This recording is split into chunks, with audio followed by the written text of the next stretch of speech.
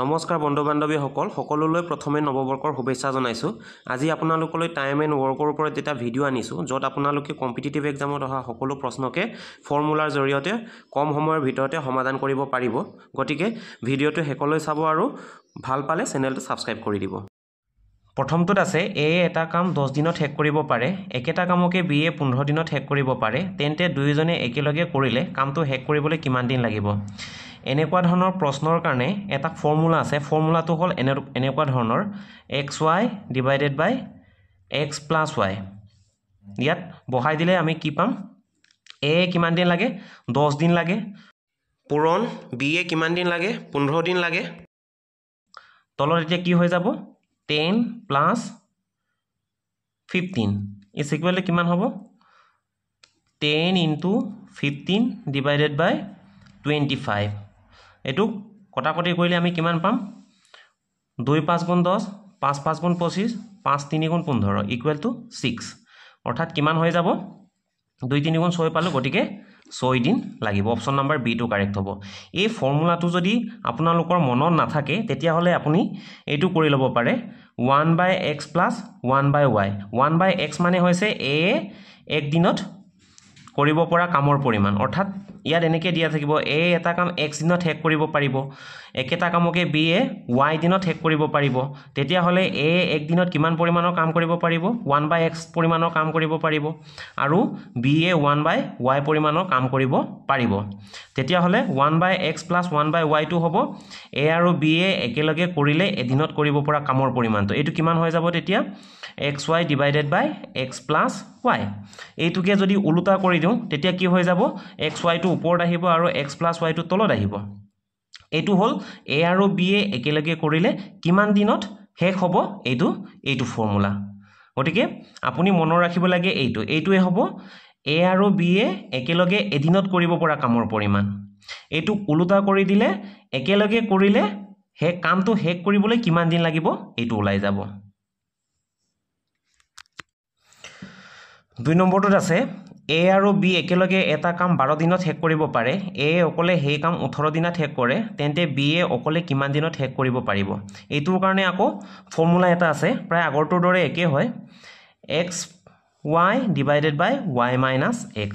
এইটোৱে হ'ব এ আৰু বি একেলগে এটা কাম x দিনত শেষ কৰিব পাৰে আৰু এ সেই কাম অকলে y দিনত শেষ কৰিব পাৰে।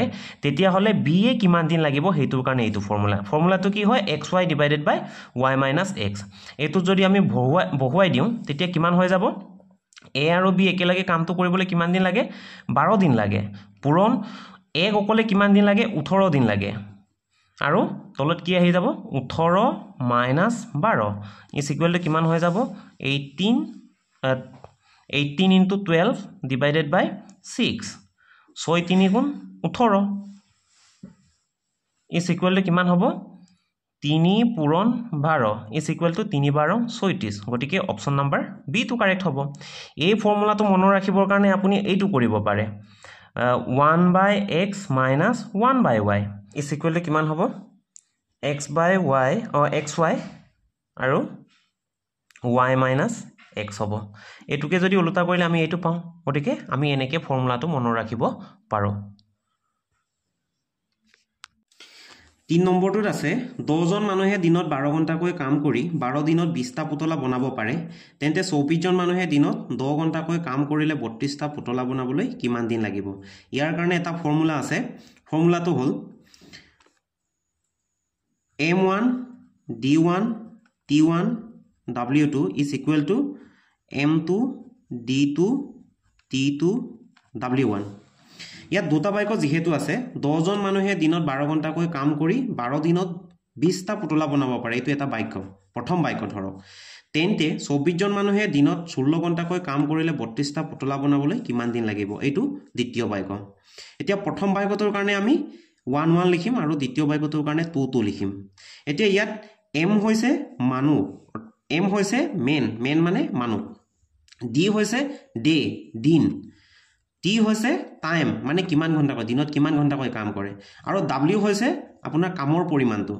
মানে কিমান কাম কৰিব পাৰিছে ইয়াত 10 জন মানুহে দিনত 12 ঘণ্টাকৈ কাম কৰি 12 দিনত 20টা পুতলা বুলি কৈছে গতিকে এটো 20 টো হ'ব w এতিয়া ইয়াত m1 বুলি ক'লে আমি 10 ক'ব লাগিব কাৰণ 10 জন মানুহ বুলি কৈছে গতিকে m1 মানে কি হ'ব এটো হ'ব m1 এটো হ'ব এ 12 ঘণ্টা কয় বুলি কৈছে 12 ঘণ্টা কয় বুলি কোৱাৰ লগে লগে এটো t1 হ'ব আৰু এটো 12 দিন বুলি কৈছে এটো হ'ব d1 হ'ব আৰু এটো হ'ব w1 হ'ব পুতলা বনাব পাৰে তেন্তে 24 জন মানুহে অৰ্থাৎ এটো দ্বিতীয় বাক্য হয় গতিকে এটো 24 জন মানুহ এটো মানুহ হয় গতিকে কি হ'ব m2 হ'ব আৰু 16 ঘণ্টা কয় বুলি কৈছে এটো কি হ'ব t2 হ'ব কাম কৰিলে 32টা পুতলা বনাবলৈ কিমান দিন লাগিব 32টা পুতলা বনাব লাগিব গতিকে এটো কি হ'ব w2 হ'ব গতিকে আমি ইয়াত বহাই দিলে কি হ'ব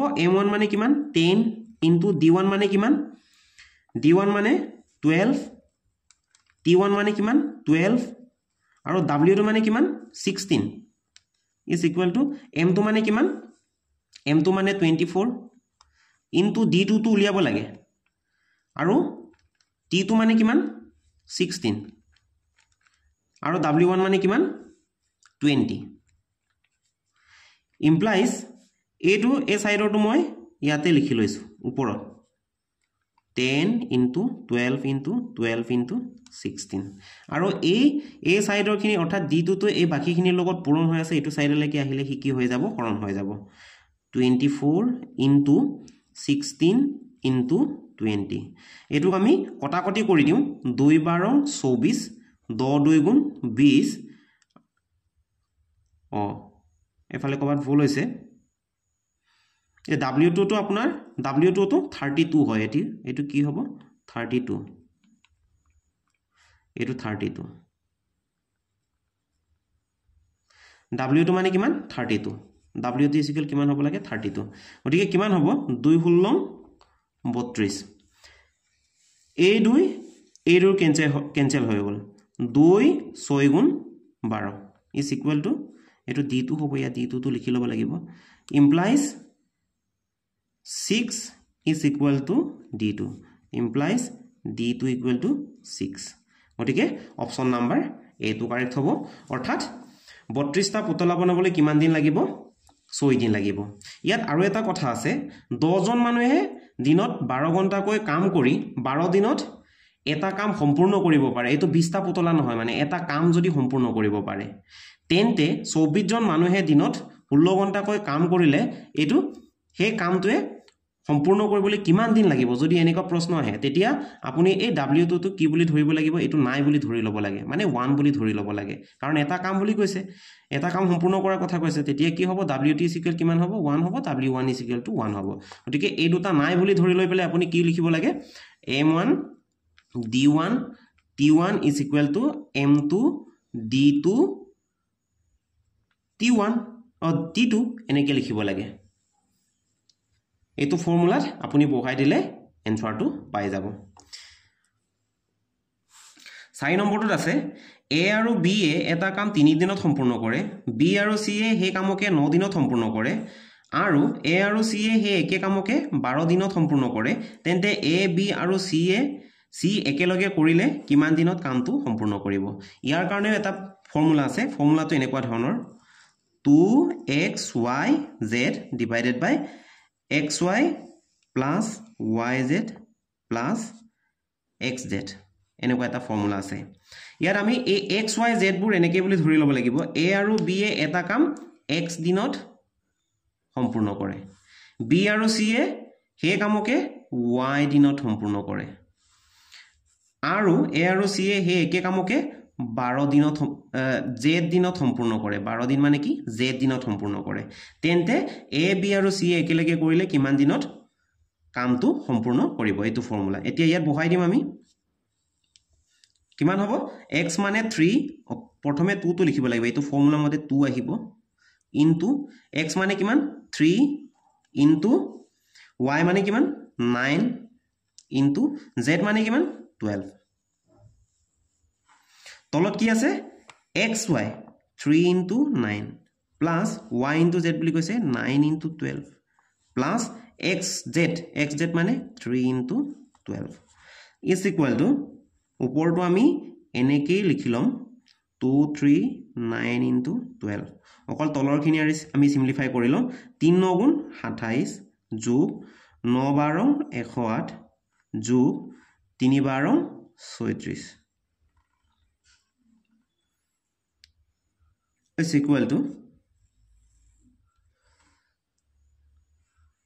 এই তিনটা আমি যোগ কৰি ল'ব লাগিব যোগ কৰিলে কিমান হৈ যাব এই তিনটা যোগ কৰিলে 171 হ'ব 171 হ'ব আৰু ওপৰটো 2 into 3 into 9 into 12 এই 9 আৰু 171 আমি কেনসেল কৰিব পাৰো কেনসেল কৰিলে কিমান থাকি যাব 19 থাকি যাব ইজ ইকুৱেল আমি কি লিখিব পাৰো 2 into 3 into 12 divided by 19 এটো থাকি যাব ইজ ইকুৱেল কিমান হ'ব 2 3 গুণ 6 6 12 72 72 divided by 19 এতিয়া ইয়াত অপচনটো চাইছো আমাৰ 72 divided by 19 নাই এটো অপ্ৰকৃত ভগ্নাংকত আছে এটো মিশ্ৰ ভগ্নাংকত থৈ দিব লাগিব অৰ্থাৎ 72 টু 19 এৰে ডিভাইড কৰিলে আমি কিমান পাম 3 বাৰ দিলে আমি কিমান পাম 3 9 গুণ 27 7 2 ওপলালে 3 1 গুণ 3 3 2 5 12 ৰ পৰা 7 গলে থাকিল 5 আৰু এফালে কিমান 6 ৰ পৰা 5 গলে থাকিলে এটো আমি কি বুলি লিখিব পাৰো এই ভাগফলটো প্ৰথমে লিখিম আৰু 19 তো এই 19 তো ইয়াত তলতে লিখিব লাগিব আৰু যেটো ভাগশেষ থাকিলে বাকি থাকিলে এটো ওপৰত লিখিব লাগিব এটো কি বুলি পঢ়িম আমি 3 সমস্ত 19 ভাগৰ 15 গতিকে অপচন নম্বৰ কোনটো হয় সি টো কাৰেক্ট হ'ব আমি এনেকৈ সহজে এই ফৰ্মুলাখিনি বহুৱাই পেলাই আমি সহজে উলিয়াব পাৰো গতিকে ফৰ্মুলাখিনি আপোনালোকে মনত ৰাখিবই লাগিব কোনটো প্ৰশ্নত কেনেকুৱা কোনটো ফৰ্মুলাই আমি বহুৱাব লাগিব বা কোনটো ফৰ্মুলা ইউজ কৰিব লাগিব সেইখিনি আপোনালোকে মনত ৰাখিব লাগিব তেতিয়াহে কিন্তু পৰীক্ষাত সহজে উলিয়াব পাৰিব জাস্ট আপোনালোকে এইখিনি ফৰ্মুলাখিনি লিখি ল'ব ফাৰ্ষ্ট তাৰ পিছত এইখিনি বহুৱাই দিব আৰু ক্যালকুলেশন পটকে কৰি দিব 1 মিনিটত হৈ যাব প্ৰত্যেকটো প্ৰশ্নৰ কাৰণে 1 মিনিট বুলিয়ে ধৰি ল'ব লাগিব তেতিয়াহে গোটেইখিনি কোৱেশ্চন আপুনি কৰিব পাৰিব আৰু এই পৰীক্ষাটোতো আপোনাৰ বহুত কম্পিটিশন হ'বই গতিকে এইবিলাক ফৰ্মুলা ইউজ কৰিলেহে আপোনালোকৰ কিবা এটা ভাল হ'ব এটো এতিয়া যেহেতু মই টাইম এণ্ড ওয়াৰ্কৰ ওপৰত দুটা ভিডিঅত আপোনালোকৰ গোটেই কোৰ্সটো হেক কৰিম বা টাইম এণ্ড ওয়াৰ্কৰ ওপৰত যিমান আহিবলগীয়া প্ৰশ্ন আছে এই গোটেইখিনি দুটা ভিডিঅৰ হেক কৰিম গতিকে যদি ভিডিওটো ভাল লাগিছে তেতিয়া হলে চেনেলটো সাবস্ক্ৰাইব কৰিব মই 2 দিনৰ ভিতৰতে আকৌ সেকেন্ড নেক্সট ভিডিওটো পঠিয়াম গতিকে নেক্সট ভিডিওটো পাবলৈ হলে মানে আপোনালোকে চেনেলটো সাবস্ক্ৰাইব কৰি ল'ব ধন্যবাদ